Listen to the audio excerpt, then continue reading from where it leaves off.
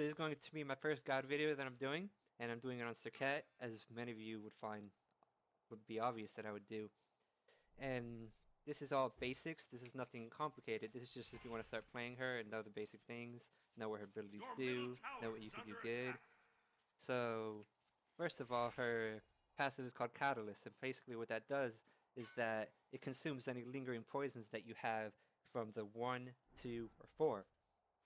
And the way it works is that depending on how many poisons you have on them, it does more damage.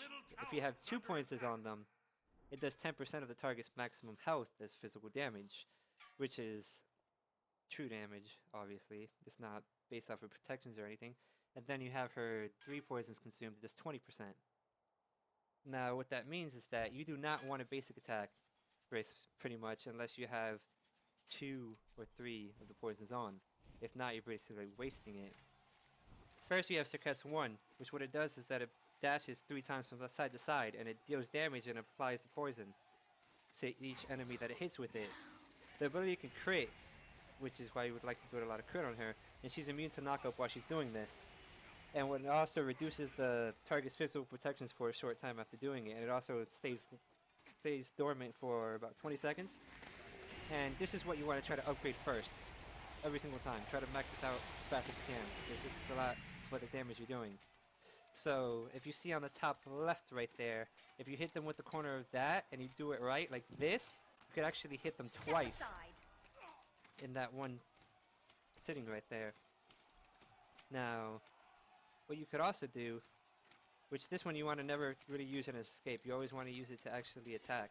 And if you go close enough like this, depending on where you hit it, as you can see, you can hit them up to 3 times depending on the target.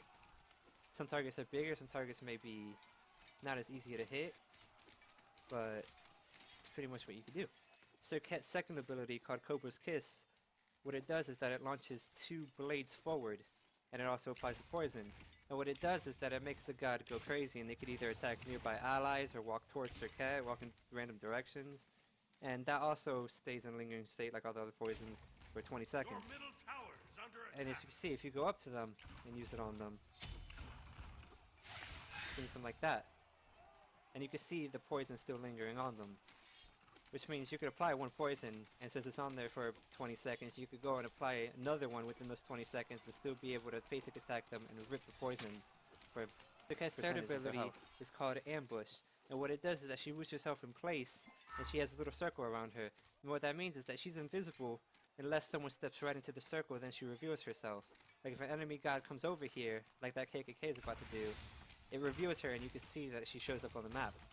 Oh, and she can leap once like this, and go pretty much wherever you point it. Now, I wouldn't recommend...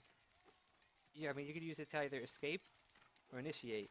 But when you're escaping, you gotta remember that it takes that little bit of time to actually root yourself and then be able to jump.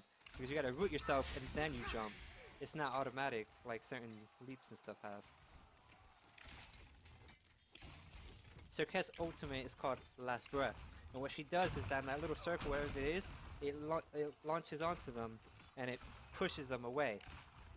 Now what you want to do usually is that when you ult them, you want to push them against a wall or something. That way they're actually still close to you and you can continue the rest of whatever you're doing. Now when you ult them, like that, pushes them away and it keeps the ult going on. And then it goes on for a bit and eventually it goes away. And the ult is anti-healing. They cannot heal whatsoever while they're in your ult. They go into the fountain. They still cannot heal. They will just keep taking the damage over time until it's over. And the damage that it does is over the next 5 seconds. And also, if an enemy dies while Last Breath is on them, next to another enemy, it applies the poison to them as well. Or even if, let's say you do it to a minion and you throw the minion at them, that minion exploding next to them will also do the same thing. So the first thing... Okay, so now I'm going to talk about combos you can do.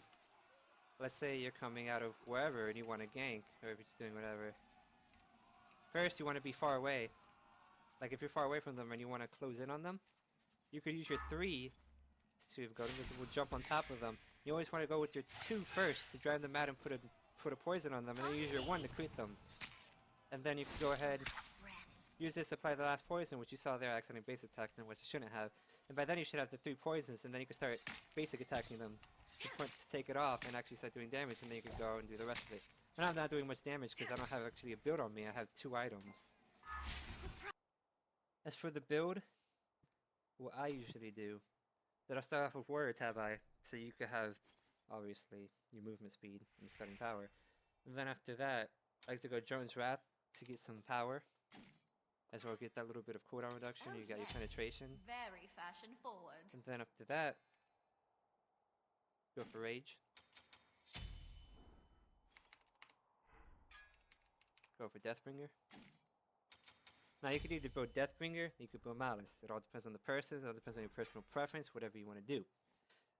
Now, I like to build Deathbringer because I like to do the damage right then and there, and I like that extra 50%. You could go Malice, and it's a really nice item, but it does damage over time, and I don't like my kills being taken. And your middle tower is under attack. And then after that, I like, personally, just me, whereas some other people too, it all depends on the Serqet player. I like to go Hydra's Lament, because if you're doing this match, it's massive amount of damage right there, and then you had Hydra's Lament to that, which you're doing an extra 25%. That actually works out pretty well. You can go triple crit, but I wouldn't recommend it, because just with Rage and Deathbringer, you could do a lot of damage and mess people up. You could go triple crit, I mean, it's expensive, and it all depends on the person. The last item, I like to get a situation item. Now, if this was before, I would tell you to get Magat's Blessing, but obviously it got nerfed and it's not as well. So I like to go Spirit Robe, or you could go ahead of the Urchin. It all depends on how you want to do, but I wouldn't really worry about building the stacks. Then you have your build right here, and then you could go up and attack. Very good attack, and you'll see how much damage it does now. Then you have that guy coming towards you. You just jump in, use your 2, 1, ult. You can let it go on for a little bit since it does damage over time, and then just basic attack. And then there you go. As for actives, I like to go sprint, and you could also go beads. Reason why you would want to go beads is that it resets cooldown. So if you're in the middle of fighting someone and you use your 1, that's 5 seconds cooldown. You use beads, look, you have it again. Pretty much almost one right after the other. With all the damage you do with 1-1, imagine you do it with 2 1s in a row.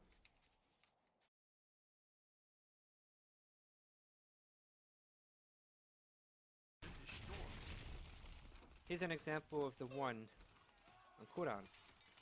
There you go, you do your 2, you do your 1, pop beads right away, couple of basic attacks, you have your 1 again.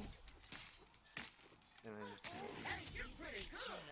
also could work out if, say, you want to use your 1 once to attack, another time to escape.